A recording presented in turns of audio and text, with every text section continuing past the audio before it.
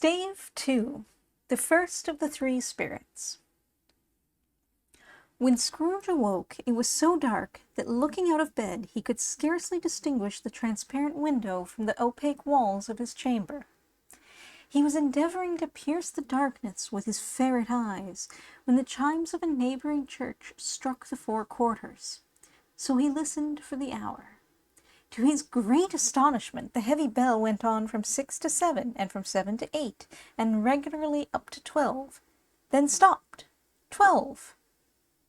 It was past 2 when he went to bed. The clock was wrong.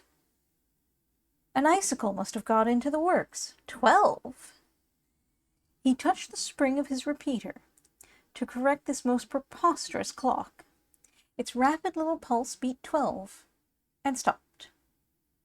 "Why, it isn't possible," said Scrooge, "that I can have slept through a whole day and far into another night. It isn't possible that anything has happened to the sun, and this is 12 at noon." The idea being an alarming one, he scrambled out of bed and groped his way to the window. He was obliged to rub the frost off with the sleeve of his dressing gown before he could see anything, and could see very little then. All he could make out was that it was still very foggy and extremely cold, and that there was no noise of people running to and fro, and making a great stir, as there unquestionably would have been if night had beaten off bright day, and taken possession of the world. This was a great relief, because 3 days after sight of this, first of exchange pay to Mr. Ebenezer Scrooge or his order, and so forth, would have become a mere United States security if there were no days to count by. Scrooge went to bed again, and thought, and thought, and thought it over and over and over, and could make nothing of it. The more he thought, the more perplexed he was, and the more he endeavored not to think, the more he thought. Marley's ghost bothered him exceedingly. Every time he resolved within himself, after mature inquiry, that it was all a dream, his mind flew back again, like a strong spring released, to its first position, and presented the same problem to be worked all through. Was it a dream or not? Scrooge lay in this state until the chimes had gone 3 quarters more, when he remembered, on a sudden, that the ghost had warned him of a visitation when the bell tolled 1. He resolved to lie awake until the hour was past, and considering that he could no more go to sleep than go to heaven, this was perhaps the wisest resolution in his power. The quarter was so long that he was more than once convinced he must have sunk into a doze unconsciously and missed the clock. At length it broke upon his listening ear. "Ding, dong." "A quarter past," said Scrooge, counting. "Ding, dong." "Half past," said Scrooge. "Ding, dong." "A quarter to it," said Scrooge. "Ding, dong." "The hour itself," said Scrooge triumphantly, "and nothing else." He spoke before the hour bell sounded, which it now did with a deep, dull, hollow, melancholy 1. Light flashed up in the room upon the instant, and the curtains of his bed were drawn. The curtains of his bed were drawn aside, I tell you, by a hand. Not the curtains at his feet, nor the curtains at his back, but those to which his face was addressed. The curtains of his bed were drawn aside, and Scrooge, starting up into a half-recumbent attitude, found himself face to face with the unearthly visitor who drew them, as close to it as I am now to you, and I am standing in the spirit at your elbow. It was a strange figure, like a child, yet not so like a child as like an old man, viewed through some supernatural medium, which gave him the appearance of having receded from the view, and being diminished to a child's proportions. Its hair, which hung about its neck and down its back, was white as if with age, and yet the face had not a wrinkle in it, and the tenderest bloom was on the skin. The arms were very long and muscular, the hands the same, as if its hold were of uncommon strength. Its legs and feet, most delicately formed, were, like those upper members, bare. It wore a tunic of the purest white, and round its waist was bound a lustrous belt, the sheen of which was beautiful. It held a branch of fresh green holly in its hand, and in singular contradiction of that wintry emblem, had its dress trimmed with summer flowers.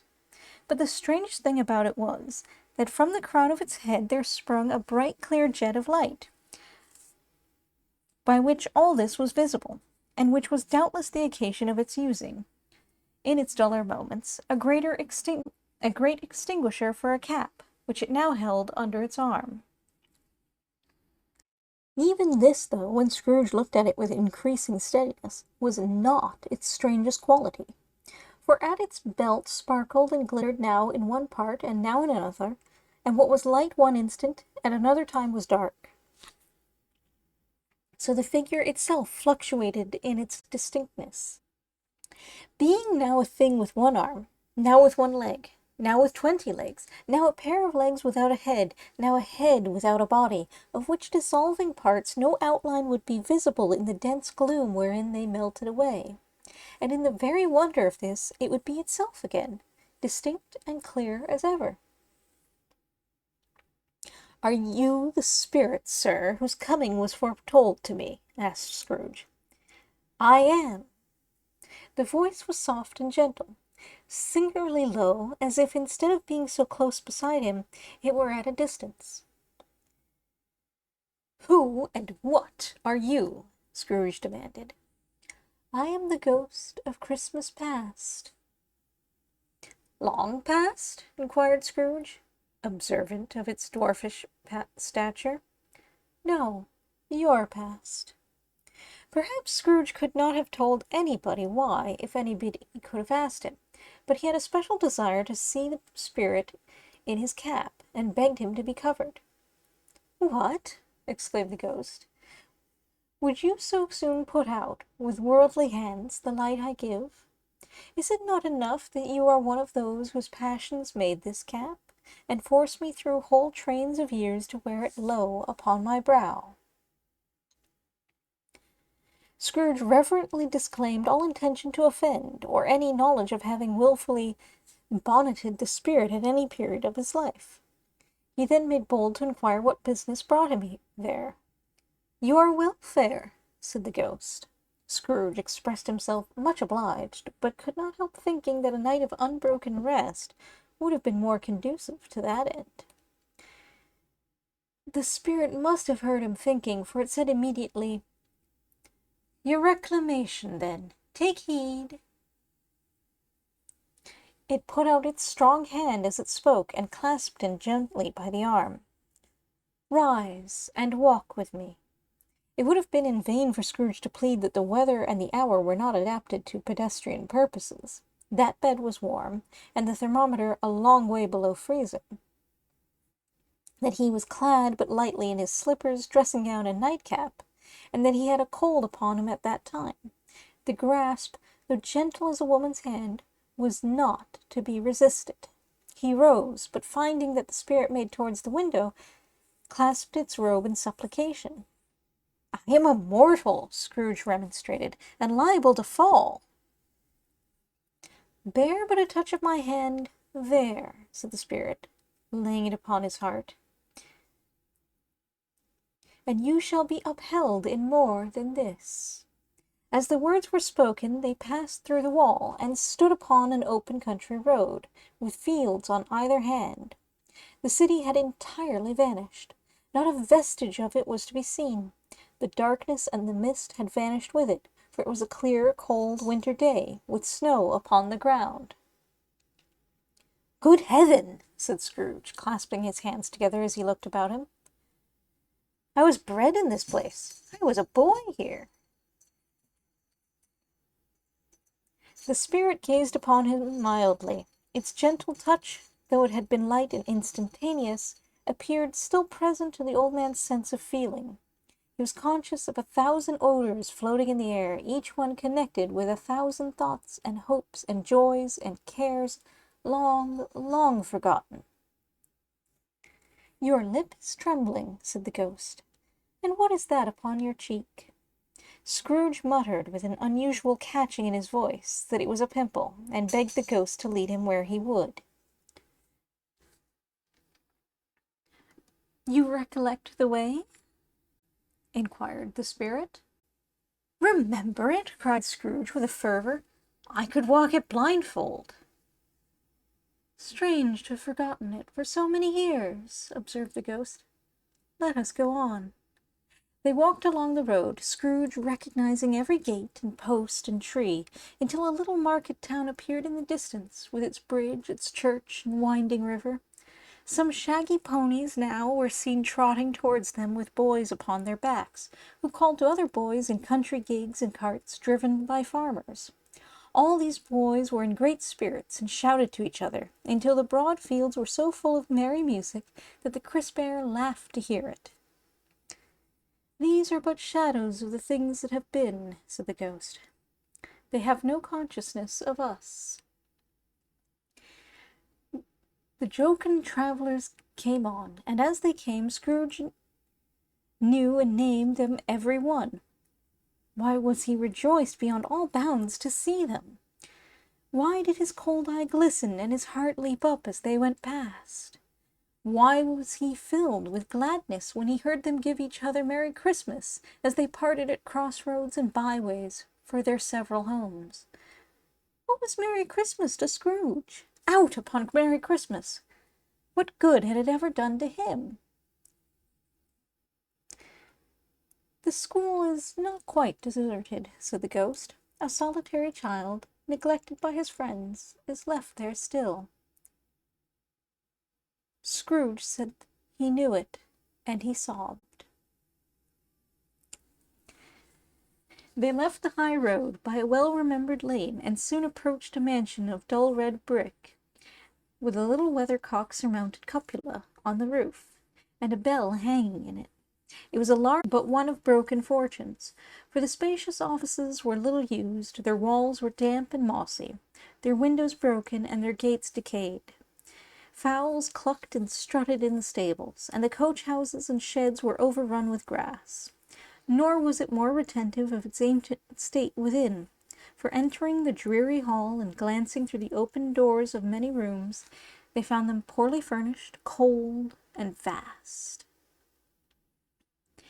There was an earthy savour in the air, a chilly bareness in the place, which associated itself somehow with too much getting up by candlelight and not too much to eat. They went, the ghost and Scrooge, across the hall to a door at the back of the house. It opened before them and disclosed a long, bare, melancholy room, made barer still by the lines of plain deal forms and desks. At one of these a lonely boy was reading near a feeble fire, and Scrooge sat down upon a form and wept to see his poor forgotten self as he had used to be. Not a latent echo in the house, not a squeak and scuffle from the mice behind the paneling, not a drip from the half-thawed water-spout in the dull yard behind, not a sigh among the leafless boughs of one despondent poplar, not the idle swinging of an empty storehouse door, no, not a clicking in the fire, but fell upon the heart of Scrooge with softening influence, and gave a freer passage to his tears. The spirit touched him on the arm and pointed to his younger self, intent upon his reading. Suddenly a man in foreign garments, wonderfully real and distinct to look at, stood outside the window, with an axe stuck in his belt and leading an ass laden with wood by the bridle. "Why, it's Ali Baba!" Scrooge exclaimed in ecstasy. "It's dear old honest Ali Baba. Yes, I know. One Christmas time, when yonder solitary child was left here all alone, he did come. For the first time, just like that. Poor boy." "And Valentine," said Scrooge, "and his wild brother Orson. There they go. And what's his name, who was put down in his drawers asleep at the gate of Damascus? Don't you see him? And the Sultan's groom, turned upside down by the genie. There he is upon his head. Serve him right. I'm glad of it. What business had he to be married to the princess?"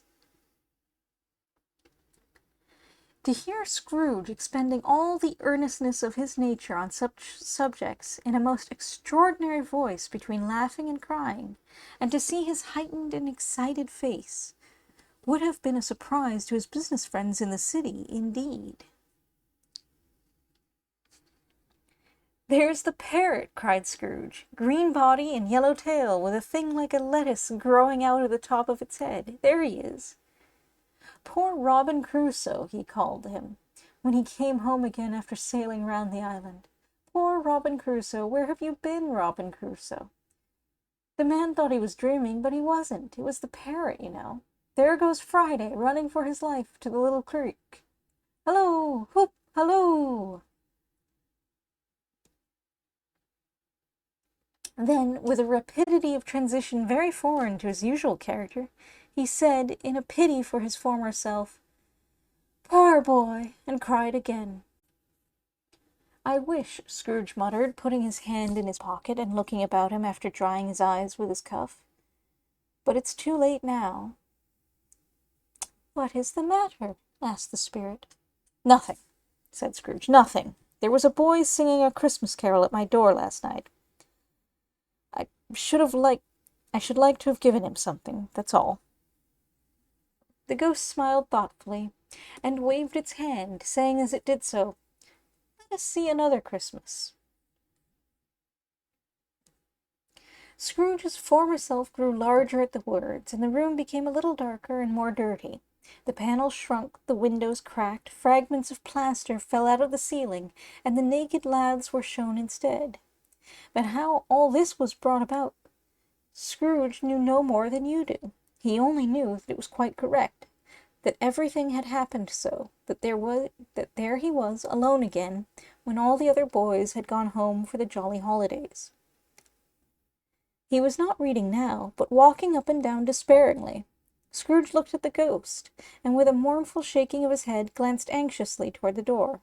It opened, and a little girl, much younger than the boy, came darting in, and putting her arms about his neck, and often kissing him, addressed him as her dear, dear brother. "I have come to bring you home, dear brother," said the child, clapping her tiny hands, and bending down to laugh. "To bring you home, home, home." "Home, little Fan?" returned the boy. "Yes," said the child, brimful of glee. "Home, for good and all. Home for ever and ever. Father is so much kinder than he used to be, that home's like heaven.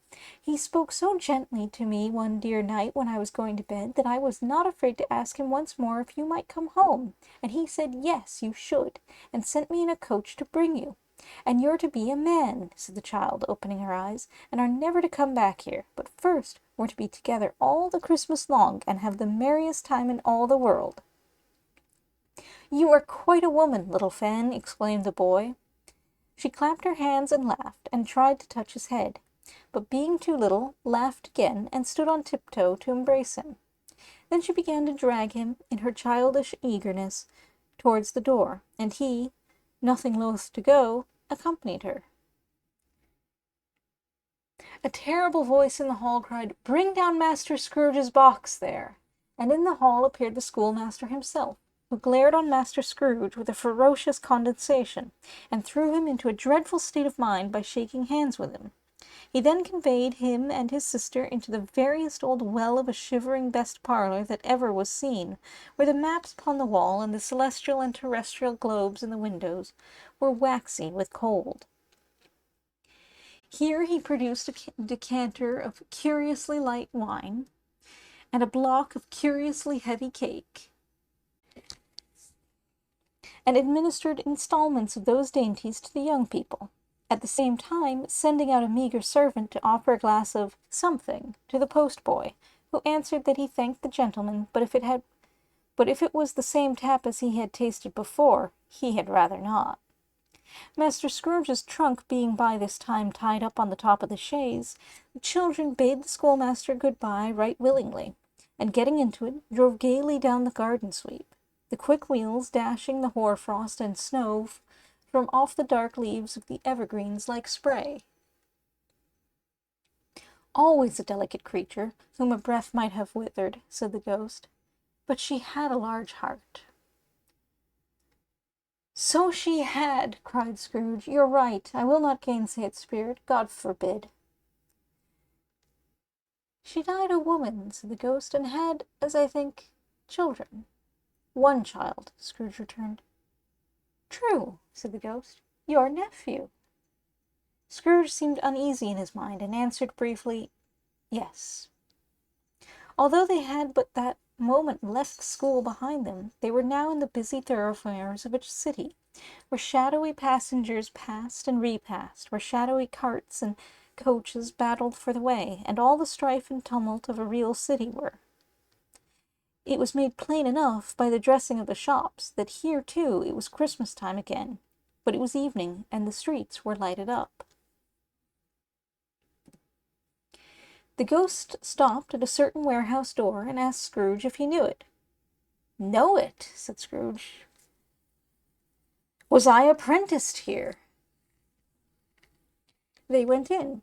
At sight of an old gentleman in a Welsh wig, sitting behind such a high desk that if he had been 2 inches taller he must have knocked his head against the ceiling, Scrooge cried in great excitement, Why, it's old Fezziwig! Bless his heart, it's Fezziwig alive again! Old Fezziwig laid down his pen and looked up at the clock, which pointed to the hour of 7. He rubbed his hands, adjusted his capacious waistcoat, laughed all over himself, from his shoes to his organ of benevolence, and called out in a comfortable, oily, rich, fat, jovial voice, Yo-ho there, Ebenezer! Dick! Scrooge's former self, now grown a young man, came briskly in, accompanied by his fellow prentice. Dick Wilkins, to be sure, said Scrooge to the ghost. Bless me, yes, there he is. He was very much attached to me, was Dick. Poor Dick. Dear, dear. Yo-ho, my boys, said Fezziwig. No more work tonight. Christmas Eve, Dick. Christmas, Ebenezer. Let's have the shutters up, cried old Fezziwig, with a sharp clap of his hands, before a man can say Jack Robinson. You wouldn't believe how those two fellows went at it. They charged into the street with the shutters, 1, 2, 3, had 'em up in their places, 4, 5, 6, barred 'em and pinned 'em, 7, 8, 9, and came back before you could have got to 12, panting like racehorses. Hilly-ho, cried old Fezziwig, skipping down from the high desk with wonderful agility. Clear away, my lads, and let's have lots of room here. Hilly-ho, Dick! Cheer up, Ebenezer! Clear away. There was nothing they wouldn't have cleared away, or couldn't have cleared away, with old Fezziwig looking on. It was done in a minute. Every movable was packed off, as if it were dismissed from public life for evermore. The floor was swept and watered, the lamps were trimmed, fuel was heaped upon the fire, and the warehouse was as snug and warm and dry and bright a ballroom as you could desire to see upon a winter's night. In came a fiddler with a music book, and went up to the lofty desk, and made an orchestra of it, and tuned like 50 stomach-aches. In came Mrs. Fezziwig, one vast, substantial smile. In came the 3 Miss Fezziwigs, beaming and lovable. In came the 6 young followers whose hearts they broke. In came all the young men and women employed in the business. In came the housemaid, with her cousin the baker. In came the cook, with her brother's particular friend, the milkman. In came the boy from over the way, who was suspected of not having board enough from his master, trying to hide himself behind the girl from next door but one, who was proved to have had her ears pulled by her mistress. In they all came, one after another, some shyly, some boldly, some gracefully, some awkwardly, some pushing, some pulling. In they all came, anyhow and everyhow. Away they all went, 20 couple at once, hands half round and back again the other way, down the middle and up again, round and round at various stages of affectionate grouping. Old top couple always turning up in the wrong place. All right. New top couple starting off again as soon as they got there. All top couples at last, and not a bottom one to help them. When this result was brought about, old Fezziwig, clapping his hands to stop the dance, cried out, "Well done!" and the fiddler plunged his hot face into a pot of porter, especially provided for that purpose. But scorning rest upon his reappearance, he instantly began again, though there were no dancers yet, as if the other fiddler had been carried home exhausted on a shutter, and he were a brand new man resolved to beat him out of sight or perish. There were more dances, and there were forfeits, and more dances, and there was cake, and there was negus, and there was a great piece of cold roast, and there was a great piece of cold boiled, and there were mince pies, and plenty of beer. But the great effect of the evening came after the roast and boiled, when the fiddler, an artful dog, mind, the sort of man who knew his business better than you or I could have told it him, struck up Sir Roger de Coverley. Then old Fezziwig stood out to dance with Mrs. Fezziwig, top couple too, with a good stiff piece of work cut out for them, 3 or 4 and 20 pair of partners. People who were not to be trifled with, people who would dance, and had no intention of walking. But if they had been twice as many, 4 times, old Fezziwig would have been a match for them, and so would Mrs. Fezziwig. As to her, she was worthy to be his partner in every sense of the term. If that's not high praise, tell me higher, and I'll use it. A positive light appeared to issue from Fezziwig's calves. They shone in every part of the dance like moons. You couldn't have predicted, at any given time, what would become of him next. And when old Fezziwig and Mrs. Fezziwig had gone all through the dance, advance and retire, both hands with your partner, bow and curtsy, corkscrew, thread the needle, and back again to your place, Fezziwig cut so deftly that he appeared to wink with his legs, and came upon his feet again without a stagger. When the clock struck 11, this domestic ball broke up. Mr. and Mrs. Fezziwig took their stations, one on either side of the door, and shaking hands with every person individually as he or she went out, wished him or her a Merry Christmas. When everybody had retired but the 2 apprentices, they did the same to them, and thus the cheerful voices died away, and the lads were left to their beds, which were under a counter in the back shop. During the whole of this time, Scrooge had acted like a man out of his wits. His heart and soul were in the scene and with his former self. He corroborated everything, remembered everything, enjoyed everything, and underwent the strangest agitation. It was not until now, when the bright faces of his former self and Dick were turned from them, that he remembered the ghost, and became conscious that it was looking full upon him, while the light upon its head burnt very clear.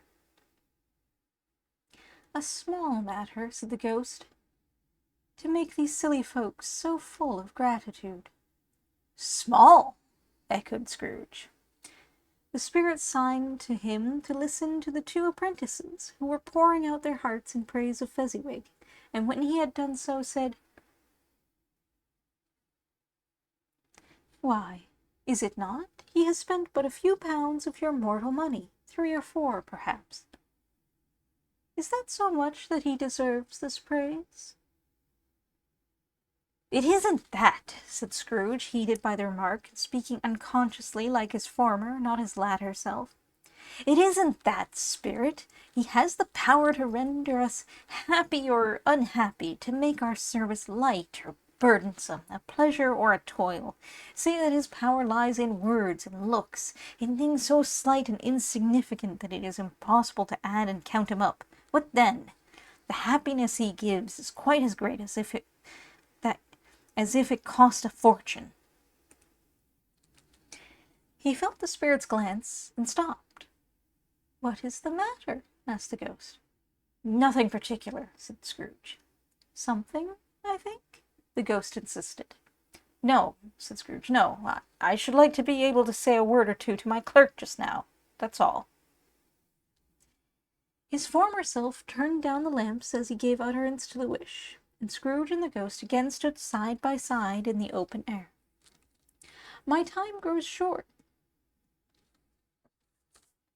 observed the spirit. "Quick!" This was not addressed to Scrooge, or to any one whom he could see, but it produced an immediate effect. For again Scrooge saw himself. He was older now, a man in the prime of his life. His face had not the harsh and rigid lines of later years, but had begun to wear the signs of care and avarice. There was an eager, greedy, restless motion in the eye, which showed the passion that had taken root, and where the shadow of the growing tree would fall. He was not alone, but sat by the side of a fair young girl in a mourning dress, in whose eyes there were tears, which sparkled in the light that shone out of the ghost of Christmas past. "It matters little," she said softly, "to you very little. Another idol has displaced me, and if it can cheer and comfort you in time to come, as I would have tried to do, I have no just cause to grieve." "What idol has displaced you?" he rejoined. "A golden one." "This is the even-handed dealing of the world," he said. "There is nothing on which it is so hard as poverty, and there is nothing it professes to condemn with such severity as the pursuit of wealth." "You fear the world too much," she answered gently. "All your other hopes have merged into the hope of being beyond the chance of its sordid reproach. I have seen your nobler aspirations fall off, one by one, until the master passion gain engrosses you. Have I not?" "What then?" he retorted. "Even if I have grown so much wiser, what then? I am not changed towards you." She shook her head. "Am I?" "Our contract is an old one. It was made when we were both poor and content to be so, until in good season we could improve our worldly fortune by our patient industry. You are changed. When it was made, you were another man." "I was a boy," he said impatiently. "Your own feeling tells you that you were not what you are," she returned. "I am. That which promised happiness when we were one in heart is fraught with misery now that we are two. How often and how keenly I have thought of this, I will not say. It is enough that I have thought of it, and can release you." "Have I ever sought release? In words? No, never." "In what, then?" "In a changed nature, in an altered spirit, in another atmosphere of life, another hope as its great end, in everything that made my love of any worth or value in your sight. If this had never been between us," said the girl, looking mildly, but with steadiness upon him, "tell me, would you seek me out and try to win me now?" "Ah, no." He seemed to yield to the justice of this supposition in spite of himself, but he said with a struggle, "You think not." "I would gladly think otherwise if I could," she answered. "Heaven knows. When I have learned a truth like this, I know how strong and irresistible it must be. But if you were free today, tomorrow, yesterday, can even I believe that you would choose a dowerless girl, you who, in your very confidence with her, weigh everything by gain, or, choosing her, if for a moment you were false enough to your one guiding principle to do so, do I not know that your repentance and regret would surely follow? I do, and I release you. With a full heart, for the love of him you once were." He was about to speak, but with her head turned from him, she resumed. The memory of what is past half makes me hope you will have pain in this. A very, very brief time, and you will dismiss the recollection of it, gladly, as an unprofitable dream, from which it happened well that you awoke. May you be happy in the life you have chosen." She left him, and they parted. "Spirit," said Scrooge, "show me no more. Conduct me home. Why do you delight to torture me?" "One shadow more," exclaimed the ghost. "No more," cried Scrooge. "No more. I don't wish to see it. Show me no more." But the relentless ghost pinioned him in both his arms, and forced him to observe what happened next. They were in another scene and place, a room not very large or handsome, but full of comfort. Near to the fire sat a beautiful young girl, so like the last that Scrooge believed it was the same, until he saw her, now a comely matron, sitting opposite her daughter. The noise in this room was perfectly tumultuous, for there were more children there than Scrooge in his agitated state of mind could count, and unlike the celebrated herd in the poem, they were not 40 children conducting themselves like one, but every child was conducting itself like 40. The consequences were uproarious beyond belief. But no one seemed to care. On the contrary, the mother and daughter laughed heartily, and enjoyed it very much, and the latter, soon beginning to mingle in the sports, got pillaged by the young brigands most ruthlessly. What I would not have given to be one of them! Though I never could have been so rude. No, no, I wouldn't for the wealth of all the world have crushed that braided hair and torn it down. And for the precious little shoe, I wouldn't have plucked it off, God bless my soul, to save my life. As to measuring her waist in sport, as they did, bold young brood, I couldn't have done it. I should have expected my arm to have grown round it for a punishment, and never come straight again. And yet I should dearly liked, I own, to have touched her lips, to have questioned her, that she might have opened them, to have looked upon the lashes of her downcast eyes, and never raised a blush, to have let loose waves of hair, an inch of which would be a keepsake beyond price. In short, I should have liked, I do confess, to have had the lightest license of a child, and yet been man enough to know its value. But now a knocking at the door was heard, and such a rush immediately ensued that she, with laughing face and plundered dress, was borne towards it, the centre of a flushed and boisterous group, just in time to greet the father, who came home attended by a man laden with Christmas toys and presents. Then the shouting and the struggling and the onslaught that was made on the defenceless porter, the sealing him with chairs for ladders, to dive into his pockets, to spoil him of brown paper parcels, hold on tight by his cravat, hug him round the neck, pommel his back, and kick his legs in irrepressible affection. The shouts of wonder and delight with which the development of every package was received, the terrible announcement that the baby had been taken in the act of putting a doll's frying pan into his mouth, and was more than suspected of having swallowed a fictitious turkey, glued on a wooden platter. The immense relief of finding this a false alarm, the joy and gratitude and ecstasy.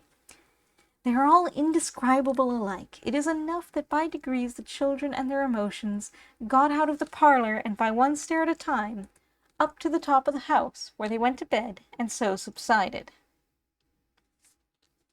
And now Scrooge looked on more attentively than ever, when the master of the house, having his daughter leaning fondly on him, sat down with her and her mother at his own fireside, and when he thought that such another creature, quite as graceful and as full of promise, might have called him father, and been a springtime in the haggard winter of his life, his sight grew very dim indeed. "Belle," said the husband, turning to his wife with a smile, "I saw an old friend of yours this afternoon. Who was it?" "Guess. How can I? Don't I know?" she added, in the same breath, laughing as he laughed. "Mr. Scrooge." Mr. Scrooge it was. I passed his office window, and as it was not shut up, and he had a candle inside, I could scarcely help seeing him. His partner lies upon the point of death, I hear, and there he sat alone, quite alone in the world, I do believe. "Spirit," said Scrooge in a broken voice, "remove me from this place." "I told you these were shadows of the things that have been," said the ghost, "that they are what they are. Do not blame me." "Remove me!" Scrooge exclaimed. "I cannot bear it." He turned upon the ghost, and seeing that it looked upon him with a face in which, in some strange way, there were fragments of all the faces it had shown him, wrestled with it. "Leave me! Take me back! Haunt me no longer!" In the struggle, if that can be called a struggle in which the ghost, with no visible resistance on its own part, was undisturbed by any effort of its adversary, Scrooge observed that its light was burning high and bright, and dimly connecting that with its influence over him, he seized the extinguisher cap, and by a sudden action pressed it down upon its head. The spirit dropped beneath it, so that the extinguisher covered its whole form. But though Scrooge pressed it down with all his force, he could not hide the light, which streamed from under it in an unbroken flood upon the ground. He was conscious of being exhausted, and overcome by an irresistible drowsiness, and further, of being in his own bedroom. He gave the cap a parting squeeze, in which his hand relaxed, and had barely time to reel to bed, before he sank into a heavy sleep.